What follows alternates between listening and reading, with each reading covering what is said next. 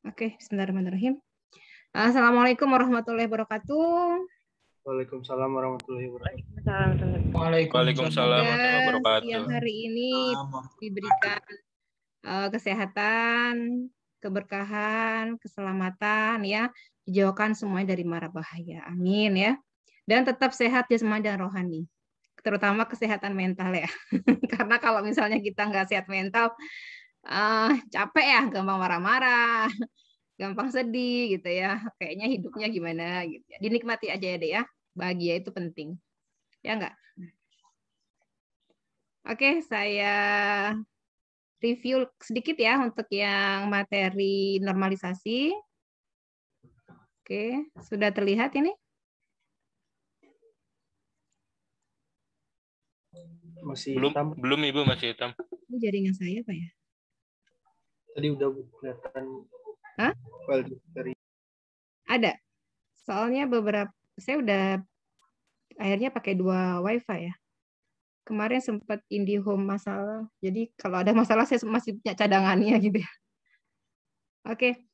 Contohnya gini deh, ketika saya mempunyai entity mahasiswa, ya ada NIM, nama, alamat dan seterusnya. Siapa primary key-nya? NIM, gitu ya. NIM itu boleh sama nggak antar person, antar barisnya atau antar individunya? Nggak boleh sama, Bu. Nggak boleh. Bu. Ya, artinya ketika NIM itu adanya di tabel mahasiswa, maka dia tidak boleh sama nilainya, gitu ya. Oke, saya coba share screen. Ya, saya buat di sini aja. Nah, ya. Kemudian saya punya misalnya entity program studi, gitu ya. Program studi itu, saya buka ya. Isi fieldnya adalah kode program studi, nama, gitu ya. Contohnya seperti ini. Nah, sudah terlihat, deh? Sudah, Bu. Nah, misalnya gini ya. Di sini ada entity mahasiswa. Ya, mahasiswa. Isinya adalah NIM, nama, dan seterusnya. Alamat, gitu. Masih ingat ya, ini kalau seperti ini, maka bentuk fisikalnya gimana deh? Ada mahasiswa, gitu ya. Berarti isinya ada NIM, ada nama, dan seterusnya. Dan saya cuma 2 aja deh, biar cepat ya. NIM 123, misalnya namanya Lingga. Oke. Kemudian 124 namanya Hafiz. Nah, ini ya. Nah, kemudian ini berhubungan dengan prodi. Nah, ya, ingat kalau ada hubungan artinya pasti ada primary key yang dikopikan dia menjadi primary foreign key, gitu ya. Oke, kita lihat sini hubungannya. Satu mahasiswa berada di berapa prodi, Dek? Satu prodi. Satu, Bu. Satu mahasiswa itu berada di satu prodi. Terus saya balik. Satu prodi mempunyai berapa mahasiswa? Banyak, N. Bu. Iya, Banyak, N Bu. mahasiswa. Berarti yang one siapa? Yang one prodi. Yang many mahasiswa. Itu yang maksimum. Yang minimum sekarang. Mahasiswa berada di wajib atau opsional? Wajib dong. Maka di sininya adalah mandatory, gitu ya. Prodi apakah wajib? Punya mahasiswa? Wajib juga. Berarti di sini mandatory juga. Nah, ketika ada one to many, masih ingat ya, if hubungannya one to many, maka primary key yang one akan di-copy ke yang many, gitu kan. Nah, sekarang ini ada atribut misalnya kode prodi, nama prodi, nama kaprodi, gitu ya, misalnya. Oke, saya buatkan di sini prodi. Nah, isinya kode prodi, kemudian nama prodi, ya. Ini contoh aja ya, misalnya A, komunikasi. Komunikasi. B, apa D? Ekowisata. C apa? Kalau nggak hafal kebangetan ya. Apa deh? Manajemen informatika. Hubungannya kan one to many, berarti yang one prodi. Berarti di sini adalah nanti ada mewarisi kode prodi. Nah, boleh nggak Bu? Ini A. Ini A. Ya boleh. Artinya prodi KMN ini punya mahasiswa Lingga sama Hafiz. Gitu. Bisa dipahami tadi? Yang bertanya? Bisa, Bu. Ada lagi pertanyaan? Kalau enggak lanjut. Boleh materi praktikum? Lanjut ya. Oke. D, dalam pembuatan database ya itu keuntungannya luar biasa banyak. Apalagi masa pandemi ini ya. Seorang yang mempunyai data kemudian diolah, masukkan informasi, dia bisa melakukan peramalan atau memprediksi. Bukan artinya meramalkan sesuatu hal yang pakai paranormal ya, tapi dia based on data gitu ya. Nah, tetapi perlu kalian ketahui bahwa tiga skill yang harus dikuasai untuk saat ini. Yang pertama, itu skill yang sifatnya teknis ya, misalkan gini, bisa menyalakan komputer, bisa mematikan, bisa mengoperasikan software, bisa menggunakan browser, itu teknis ya. Yang kedua, bagaimana kita melakukan pemilihan informasi. Jadi ketika sudah bisa menggunakan, kita harus pilih-pilih, memilah mana data yang benar, mana yang tidak benar, gitu ya, mana ya hoax, mana yang tidak. Nah, kalau kalian ingin tahu, harus biasanya kalau kita sebagai akademisi ya, karena sebagai mahasiswa cari jurnal-jurnal ilmiah, gitu ya, cari sesuatu hal yang memang bisa dipertanggungjawabkan secara ilmiah maupun secara ya keilmuan, gitu ya. Contohnya kemarin mungkin pernah dapat share ya. Itu saya pernah dapat share obat COVID waktu itu ya. Dr. Sinurdiati menyatakan COVID bla bla bla obatnya ini. Nah, ternyata itu nggak benar. Walaupun sebenarnya namanya benar, ada dosen IPB yang mempunyai nama seperti itu, tapi Ibu Dr. Sinurdiati tidak pernah mengklaim seperti itu. Kayak gitu. Jadi kita harus memilih, kalau bisa sih klarifikasi, konfirmasi. Kebetulan Bu Dr. Sunarti dosen saya, gitu ya, dosen favorit saya di Ilkom, dan setelah dikonfirmasi sama rekan saya ternyata tidak pernah seperti itu. Artinya ketika kita bisa menggunakan, kita harus bisa menyaring informasi, memilih, itu step yang kedua. Yang ketiga adalah bagaimana kita menghasilkan karya, produk, atau apapun itu, sehingga punya value tersendiri. Entah itu value-nya mungkin ekonomi gitu ya, mungkin karyanya bermanfaat secara sosial, lingkungan, kayak gitu. Itu yang tiga utama. Nah, termasuk bagaimana merancang database. Saya yakin pasti nanti kalian punya bayangan kalau mau buat aplikasi atau produk atau apapun ya, mau bikin apa ya, kalian pasti punya bayangan. Misalkan kalau dulu saya bayangnya gini, Dek, saya pengen punya lah ada rancangan aplikasi saya. Itu secara dulu ya tahun 2001 waktu itu ya. Secara logik mungkin waktu itu belum pernah kebayang gimana cara buatnya, tapi ternyata sekarang banyak juga yang sudah mengembangkan yang dulu pernah diimpikan kayak gitu ya. Oke. Dan terkait materi database ini sebenarnya kalau kita udah tahu dasarnya luar biasa ya. Nanti kalian bisa berkembang lah ya ke data mining. Ini yang agak nyambung ya materinya. Pernah dengar data mining? Nanti kita bahas ya setelah UTS ya. Data mining, inilah pengenalan aja ya. Kemudian pernah dengar data warehousing, saya singkat ya, DWH, data warehousing ya. Atau mungkin pernah dengar juga data science gitu ya. Nah, tapi untuk mata kuliah ini sebenarnya lebih ke arah database untuk sistem informasi atau software engineering ya. Oke, ini kalau kalian sudah sekarang lebih ke arah data science ya. Kemudian ilmu-ilmu yang booming saat ini lebih ke arah AI, artificial intelligence, ya, atau AI. Kemudian pernah dengar mungkin machine learning? Pernah dengar? Pernah, Bu. Aplikasi saya yang kemarin bayi itu pakai machine learning. Ada lagi bagiannya deep learning. Nah, ya. Jadi kalau saya buat himpunan, sebenarnya ini AI itu himpunan utamanya, Dek. Nah, robot yang di pasar-pasar itu ya, jalan kiri karena itu termasuk AI, cuma tapi sederhana banget ya. Machine learning di bagian AI ya, deep learning di dalam bagiannya lagi gitu. Jadi ya sekarang sudah zamannya ke arah sini sih, dua ini ya.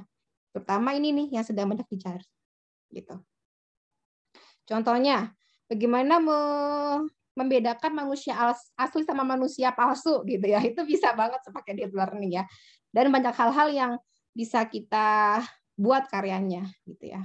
Oke. Ini saya disertasinya ngambil machine learning dan deep learning ya, lebih ke arah situ. Oke.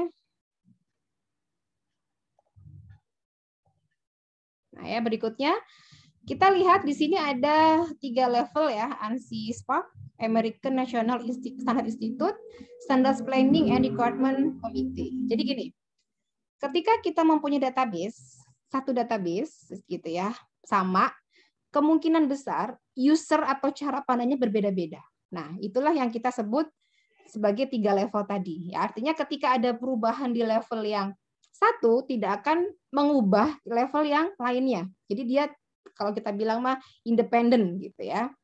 Contoh paling mudah kalau kalian sedang menggunakan Facebook atau menggunakan e-commerce atau menggunakan marketplace, misalkan, oh kok ada tambahan feed baru ya. Nah, itu harusnya secara keilmuan tidak usah ngasih tahu user gitu ya. Mau ada tambahan baru gitu, atau programnya diblok dulu, nggak usah gitu ya. Tujuannya apa sih? Nih. Ya, DBS harusnya dapat mengubah struktur penyimpanan tanpa mempengaruhi view-nya. Kemudian struktur internal dari base data seharusnya dipengaruhi oleh perubahan yang dilakukan terhadap physical aspeknya. Ya, kalau ada perubahan di konseptual, ya nggak harus mempengaruhi semua user. Gitu. Ini ilustrasinya. Ya, saya contohkan misalnya gini. Apa ya? Saya punya misalnya bidang bisnis ya, bisnis di bidang IT itu pernah dengar ini deh? Technopreneurship. Pernah dengar nggak? Pernah, Bu. Nah ya, kalau kalian dengar entrepreneurship. Nah, kalau kita bagian IT lebih ke arah technopreneurship. Mungkin saat ini ya hal-hal yang terkait seperti ahli SEO ya, spesialis SEO, SEM, kemudian digital marketing, kemudian hal-hal yang data science, pemrograman gitu ya, hal seperti itu kita bisa lakukan sebenarnya. Nah, saya misalnya gini deh, atau paling mudah saya punya toko buku ya, Grameda. Diplesetin dikit ya. Oke. Ini secara konseptual ya. Oke. Nah, kita lihat kemungkinan besar view user 1, user 2, user 3 ini memandangnya berbeda.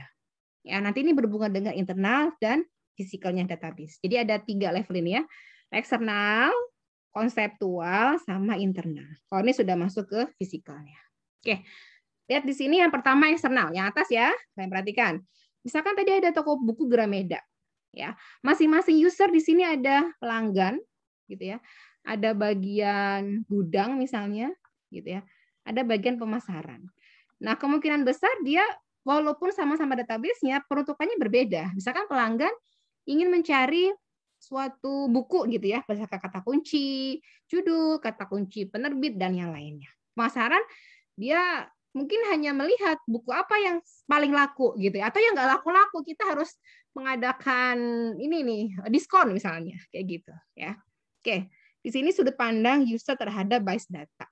Jadi misalnya user 1 dapat melihat tanggal dalam format dia date month year, satunya year month day.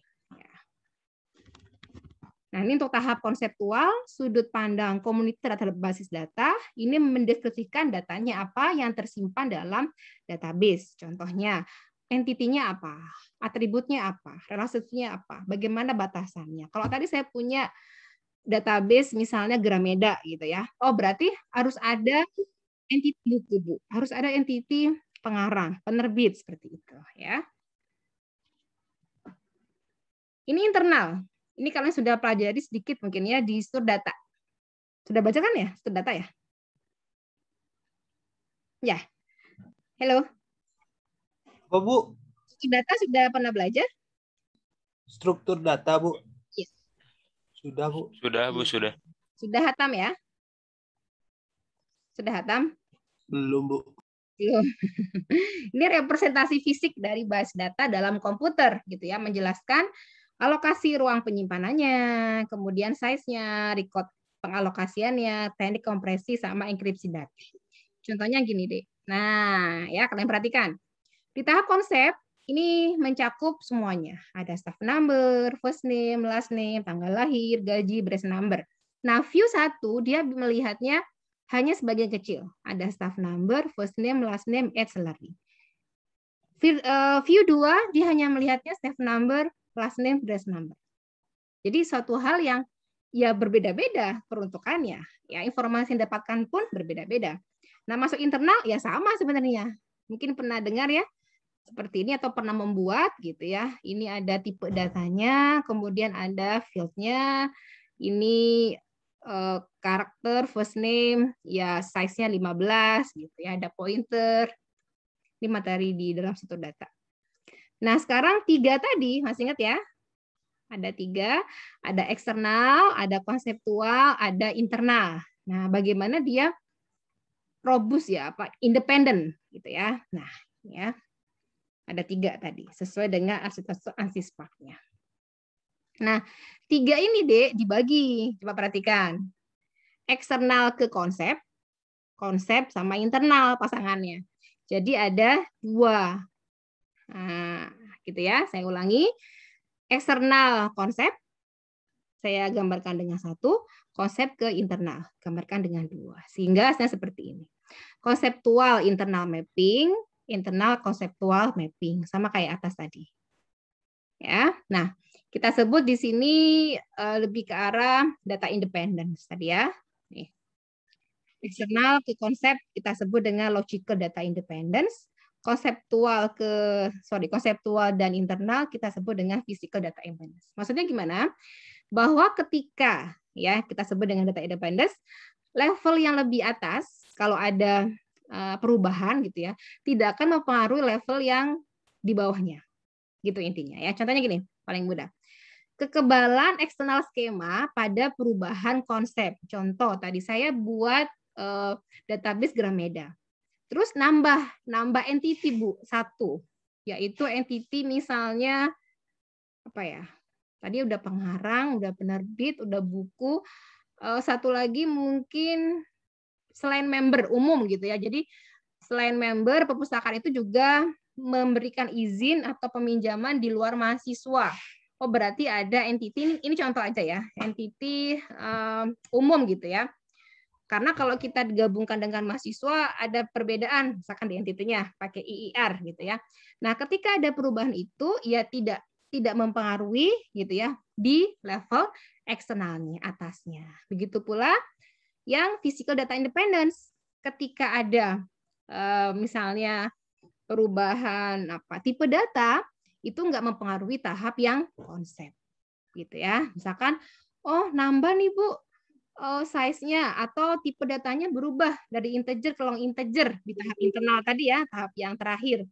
Nah, ini nambah nih Bu atau berkurang atau ditambahkan atau berubah gitu ya.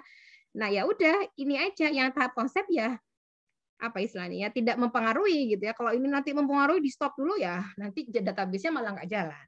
Ya.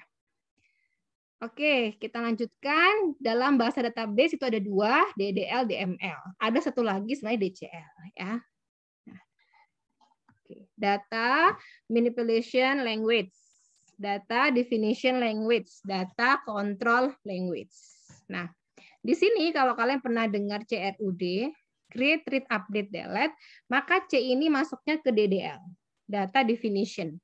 Sedangkan read, update, delete ini masuknya ke DML. Nanti hari ini kita akan coba bahas juga yang DDL, tapi mungkin nggak semuanya ya. Oke. Nah, ketika nanti minggu depan ya masuk ke Postgre, kita sudah masuk ke DBMS. Kalau kemarin baru pemodelannya, sekarang masuk ke physicalnya, harus tahu bagaimana membuat database. Oh, create database. Bu, pakai yang GUI-nya tinggal klik. Itu kalau kita punya interface-nya. Tapi kalau nanti sudah masuk ke dihubungkan ya pemrograman dengan database gitu ya. Ya kita harus tahu cara bagaimana mengaksesnya, bagaimana menampilkannya gitu. Oke, ada sistem katalog, nanti saya jelaskan di slide berikutnya ya. Intinya adalah statement DDL yang terkumpul dalam tabel yang disimpan pada suatu file. Istilah lainnya sistem katalog, data dictionary sama data directory ya. Oke, yang tadi sudah ya. Untuk yang di ML itu apa sih, Bu? Insert. Nanti ada insert, into. Kalau di scriptnya. Database ada codingannya nggak, Bu? Sedikit, nggak banyak ya. Modifikasi, update misalnya. Nanti ada perintah update. Hapus data, delete. Kalau hapusnya yang tabel, drop. Kayak gitu ya. Retrieval ini banyak. Nanti ada select, ya, ada from, where, group by, dan seterusnya. Oke ya. Nah, DML dibagi dua. Tipenya ada prosedural sama non prosedural. Nah, kita masuknya ke ini aja, yang non, lebih mudah ya. Lebih ke arah apa output yang didapat. Nah, oke. Untuk non prosedural ini tidak membutuhkan apa ya, algoritma yang rumit gitu ya. Nah, kita bisa menggunakan SQL.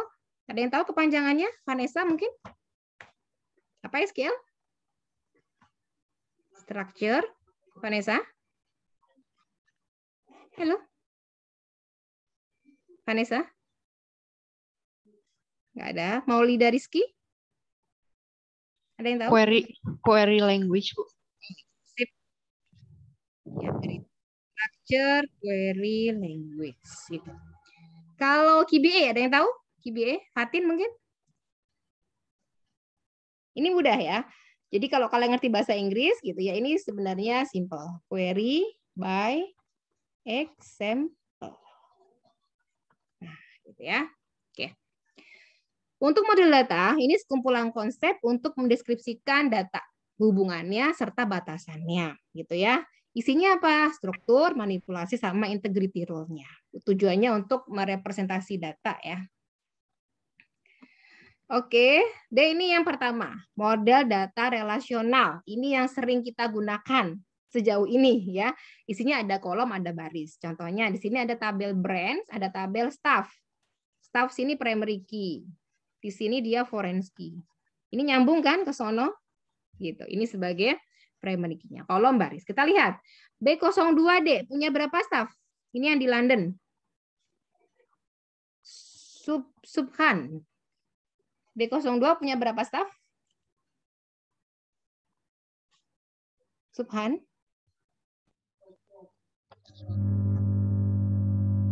Halo? Berapa? Oke, Laila. Branch number B002 punya berapa staff? Laila. Irana. Iya, Bu. B02 punya berapa staff? B02 punya B02, Bu. Iya. Punya berapa? Nggak ada. Nggak ada di branch. Ada ya. Berarti nggak punya. Ya. Memang dia nggak ada di sini ya. B02, B04 nggak ada. B03 punya berapa staff? Rahma Fairuz? 3 staff. Ya, B03 punya 3, yaitu N, kemudian David, sama Susan. Nah, ketika masuk nanti model yang kedua, network, nah tadi ya, B02 ini nggak punya staff, Bu. Ya udah, berarti dia diem di sini. Tidak dihubungkan kemana-mana. Ya, makanya tadi saya tanya di awal. Oke, sedangkan B03 yang di Glasgow, ini ada 3. Ada N, David, Susan. Ini yang model datanya network. Ya. Kemudian hierarki dia cirinya ada root-nya. Beda sama yang ini. Tapi kalau untuk hubungannya sama ya. Nah, fungsi DBMS, Database Management System, ini membantu kita membuat database untuk penyimpanan data, retrieval, update. Kebayang nggak sih kalau nggak ada DBMS gitu ya, kita buat database-nya agak rumit ya. Nah, di dalam DBMS itu nanti kita bisa melakukan ya user accessible catalog, transaction support, kemudian concurrency control services, recovery kalau ada database yang rusak, kemudian authorization ya, siapa aja yang bisa mengakses, kemudian untuk komunikasi, integrated services gitu. Banyak ya kegunaannya. Nah, contoh DBMS banyak, mungkin pernah saya singgung di awal ya. Ada Oracle ya, ada mungkin nanti yang berhubungan dengan PHP, MySQL, ini biasanya dengan PHP. Kemudian ada MariaDB, kita pakainya Postgre free ya. PostgreSQL. Gitu. Sudah masuk belum praktikumnya? Belum ya? Belum, Bu. Belum, Bu. Nah, kemudian kita masuk ke sistem katalog yang tadi ya di awal, data dictionary. Isinya apa sih? Nah, dia bisa menampung nama, tipe, size ya dari data, constraint, kemudian name dari authorized usernya, nah, sampai ke usage statistik. Nah, sekarang komponen DBMS-nya. Jadi, ketika kita merancang suatu database gitu ya, nih, kita disebut sebagai database administrator. Gitu ya. User ini yang melakukan query ya, permintaan informasi. Kemudian programmer yang membuat implementasi terkait codingan. Oke, kalian perhatikan di sini, ini tugasnya beda-beda ya, masuk ke DBMS ya. Nah, database skema mulai dari DDL, tadi ya definition, dictionary, manager, ini berhubungan nanti ke sini. Nah, user misalkan query, dia mencari buku yang judulnya X, misalkan dia query deh ke sini. Oh, berarti ada query processor. Nanti kita berhubungan nih dengan application program yang dibuat oleh programmer, oh ada DML-nya, DML query ya tadi. Oke, berhubungan nanti ke sini ke database manager, baru dia bisa mengakses database-nya. Seperti itu. Ya, logika alur dari apa kalau kita bilang skemanya ya. Nah, sekarang arsitekturnya ada 3, teleprocessing, file server, sama client server. Kenapa sih ada client server gitu ya cerita awalnya. Nah, kalau teleprocessing itu mainframe tunggal dihubungkan dengan sejumlah terminal. Kecenderungannya memang dia downsizing. Nah, file server ini dia kerugiannya harus tadi ini teleprocessing. Yang kedua file server. Kalau file server dia dihubungkan ke beberapa workstation melalui jaringan. Nah, kerugiannya apa? Harus copy DBMS setiap workstation. Gitu. Kan nggak enak ya. Nah, akhirnya dibuatlah, ya ada lagi nih, ada kendala, ada client server di sini. Servernya menyimpan database serta DBMS-nya. Ini lebih luas. Jadi nanti di DBMS-nya ada adminnya, ada apa? User lainnya dikasih akses masing-masing. Misalkan kalau kayak kalian nih simak. Nah, saya dengan kalian apakah aksesnya sama? Beda. Beda, Bu. Sebagai dosen, saya bisa memberikan presensi kepada kalian, saya panggil gitu ya. Oh, kalau mahasiswa dia hanya bisa melakukan presensi dirinya, tidak boleh presensi temannya, misalkan kayak gitu ya. Nah, nanti ada lagi deh sebenarnya. Kalau nanti kalian belajar, pernah dengar blockchain nggak? Kalau blockchain ada block sama chain-nya ya, ada kotak sama apa kalau kita bilang ya, penghubungnya ya, gemboknya. Nah ini dia di share di masing-masing titik gitu ya. Kemudian kalau ada perubahan, misalkan di sini ada orang 1 gitu ya, ini orang 1, ini orang 2. Nah ini semuanya punya deh masing-masing data. Enaknya adalah ketika nanti ada yang mengubah, ketahuan ya siapa nih yang mengubah, jadi tidak bisa manipulasi data. Dan di sini nggak ada adminnya kalau blockchain, mungkin pernah dengar ya. Nanti yang mau diskusi lanjut boleh. Kemudian ada lapisan ya, ada 2 tier sama 3 tier. Bedanya apa? Kalau yang 2 tier ini dia digabungkan ya, artinya gini, di first tier di lapisan pertamanya dia menyimpan user interface, main bisnisnya sama data processing logiknya gitu ya. Di database servernya dia menyimpan server side validation sama database access. Nah, sedangkan di 3 lapisan ini dia dibagi lagi gitu. Jadi di sini ada application servernya gitu.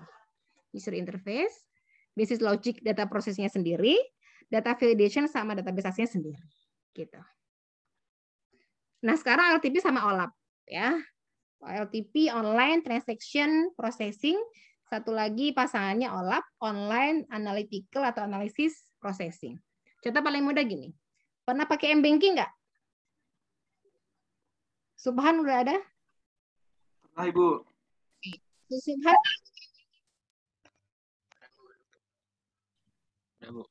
Pernah. Apa aja yang dilakukan deh biasanya? Cek saldo, ya. Oke, terus apa lagi? Transfer. Ya. Oke. Dia cek saldo boleh nggak kita lakukan tiap hari? Boleh dong. Boleh, Bu. Boleh, Bu. Transfer boleh tiap hari transfer? Transfer boleh tiap hari? Ya boleh, Bu, kalau ada yang boleh, Bu. transfer gitu ya, ada uangnya. Boleh, tapi ada limitnya, Bu. Kalau per harinya. Kalau ada limitnya nanti tergantung kartunya ya biasanya ya. Bisa pakai flip ya, jadi promosi. Oke, di OLTP itu online transaction processing. Biasanya dia untuk data-data yang kecil gitu ya. Tapi dia sering, itu kata kuncinya. Kecil tapi sering, itu yang OLTP.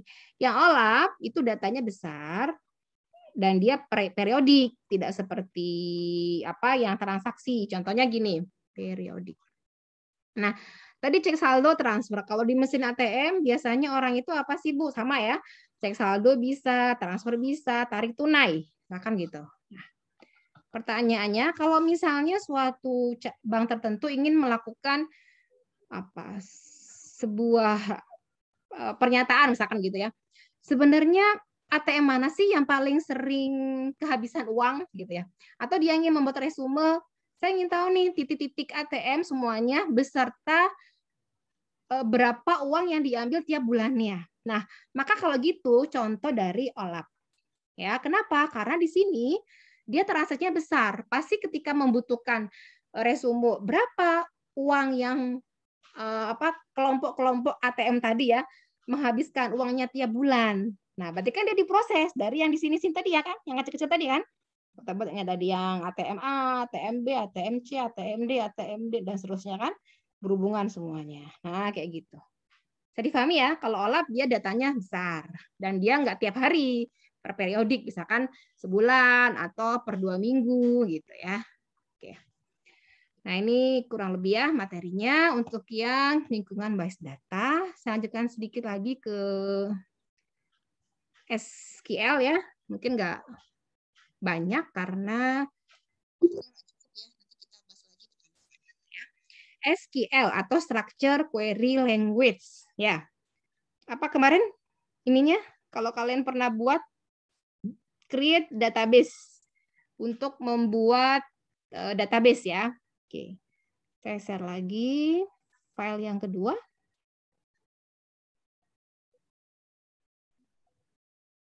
Oke. Sudah tampil kah?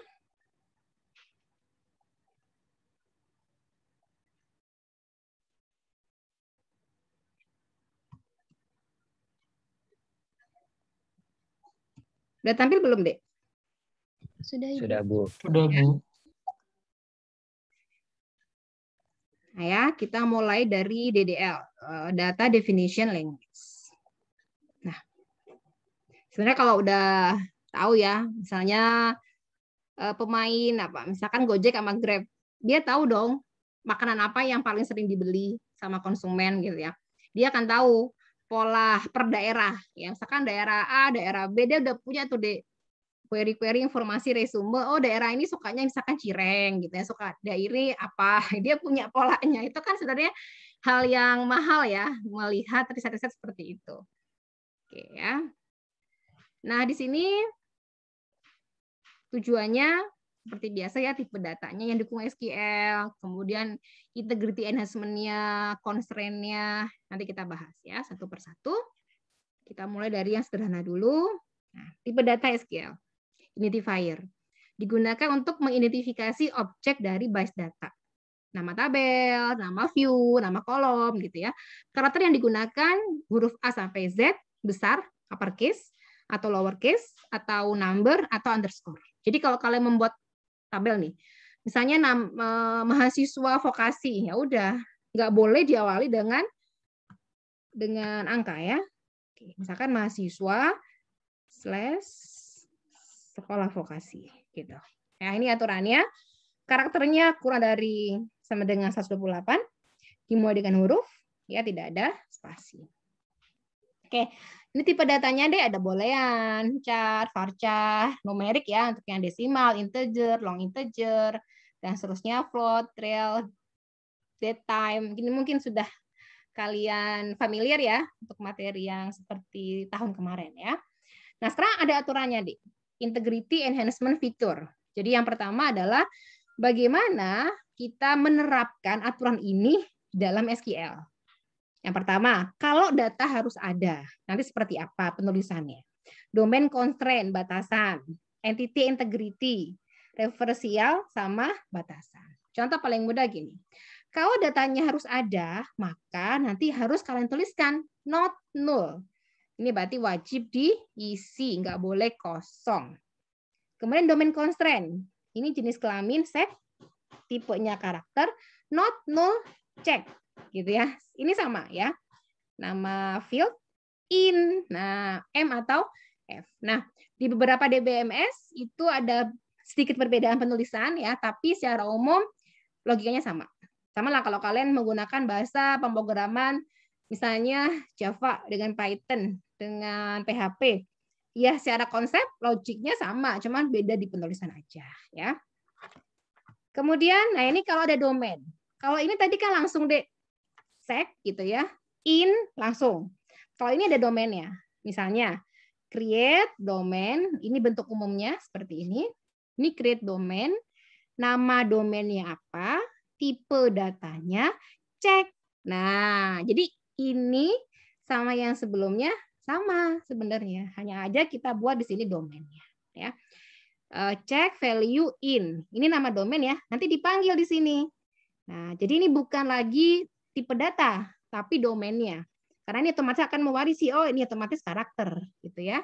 Ini fieldnya sec, domainnya sec type, dia not null. Gitu. Nanti ada dua, ada restrict sama ada cascade. Kalau restrict itu kalau hapus domain gagal. Kalau domain itu masih digunakan oleh tabel atau view yang ada. Sedangkan cascade kalau dihapus ya nilainya akan disesuaikan dengan nilai defaultnya. Contohnya gini. Drop itu hapus ya. Nah, drop domain ya, nama domainnya apa? Kemudian di sini ada cascade gitu. Nah, ada juga domain ini dia ngambil dari tabel yang lainnya. Misalkan kalau tadi kan check in gitu ya. Value in M sama F. Kalau di sini ngambil, jadi ngambil dari tabel yang lain sehingga hasilnya check value in gitu ya. Ini ngambil select branch from branch gitu ya. Select branch number from branch gitu. Yang ketiga kalau ada primary key kayak gini deh. Primary key fieldnya apa? Kalau dua Bu kayak gini. Kalau ada yang unik seperti ini gitu ya. Nah, referensial masih ingat ya?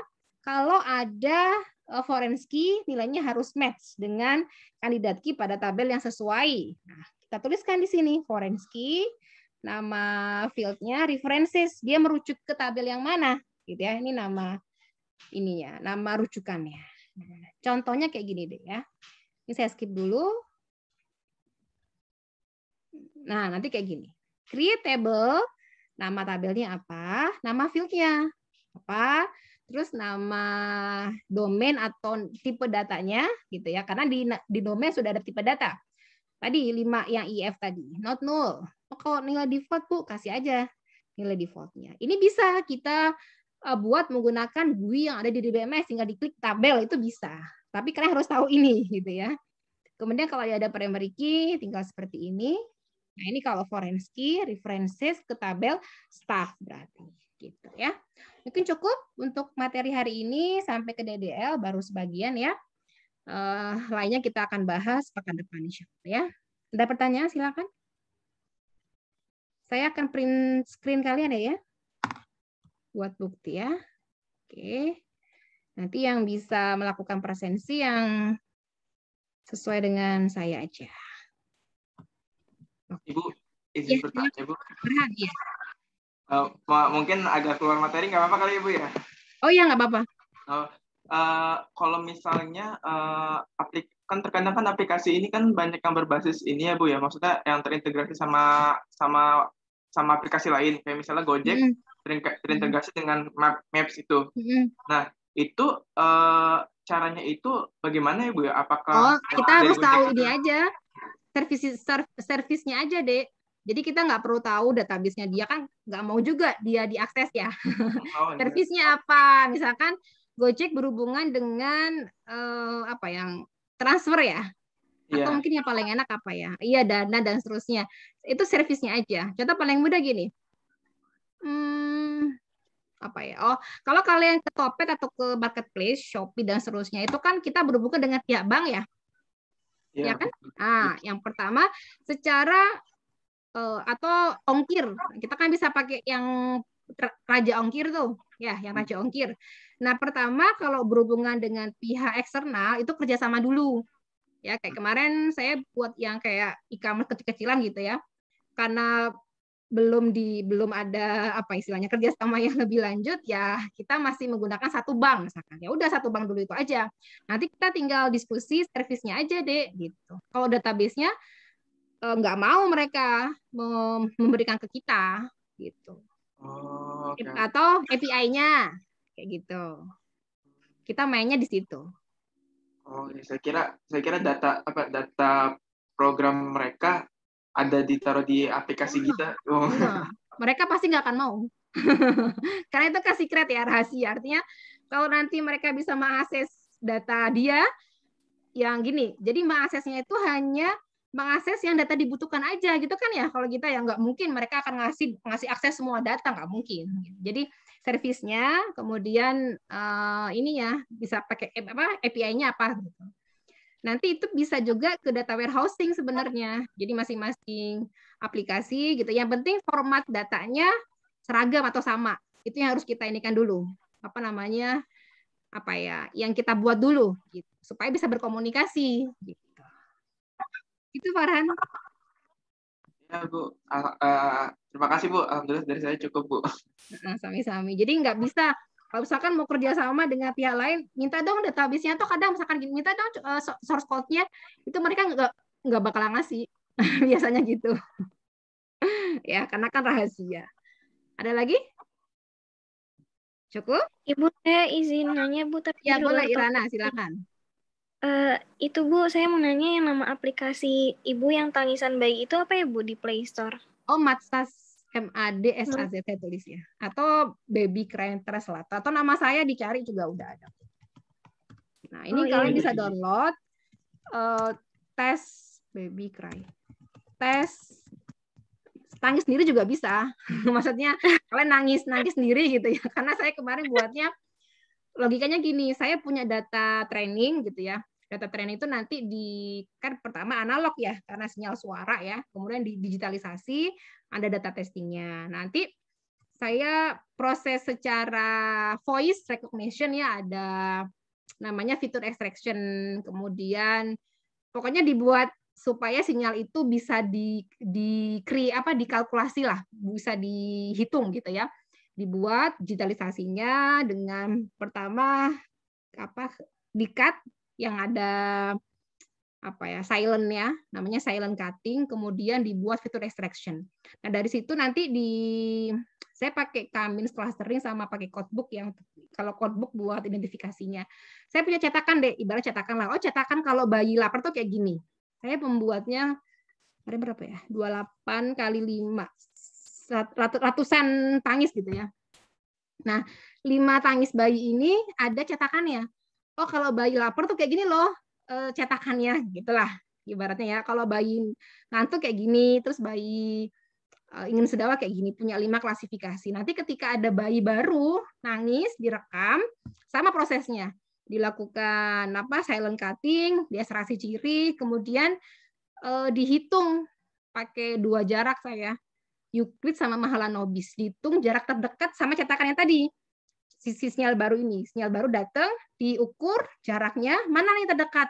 Apakah dengan suara yang lapar, ngantuk, ingin sendawa, sakit perut, nggak nyaman, popoknya basah misalkan, kayak gitu. Jadi yang terdekat itulah sebagai output dari klasifikasi. Gitu. Nanti kalau kalian interest, bisa belajar lah ya, machine learning. Nah gitu ya. Kalau yang expert lagi namanya deep learning. Gitu. Makasih, Bu. Ya, sami-sami. Itu saat ini ilmunya ini banget deh, bermanfaat banget. Kalau yang udah jago yang gitu ya, itu lumayan dalam sisi lari juga gitu. Contohnya paling mudah gini, ngetek ketika di Facebook gitu ya, kalian foto dia bisa nge-tag muka kita kan ya.